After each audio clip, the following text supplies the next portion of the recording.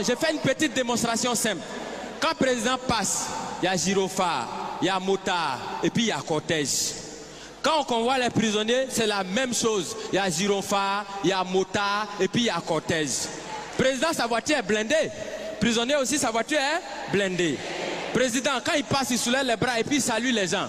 Prisonnier, quand il passe, regardez sur les cargos là, il y a des trous comme ça. On voit les bras, c'est qu'eux aussi, ils nous saluent. Président, il prend serment. Prisonnier aussi, il prend serment. Il dit, je suis de dire la vérité, rien que la vérité.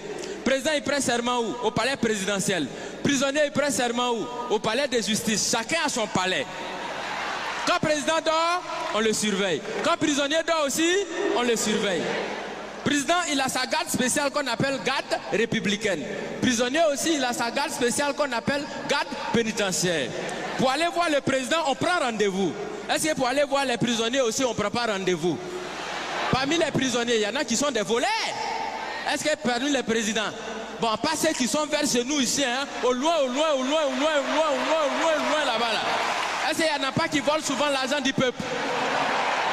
Du point de vue orthographique, président commence par quelle lettre? Président commence par quelle lettre? Prisonnier commence par quelle lettre? Quand on abrège président, et puis on écrit sur sa voiture, on abrège comment? On écrit PR. Est-ce que parmi dans l'orthographe des prisonniers, il n'y a pas PR aussi dedans? Donc ça veut dire quand tu regardes très bien, tu as l'impression que président et puis prisonnier, on dirait que les deux ils sont quelque part même chose. Tu as l'impression que chacun est assis à la place de son camarade. Et qu'à tout moment, les deux peuvent s'inverser les places.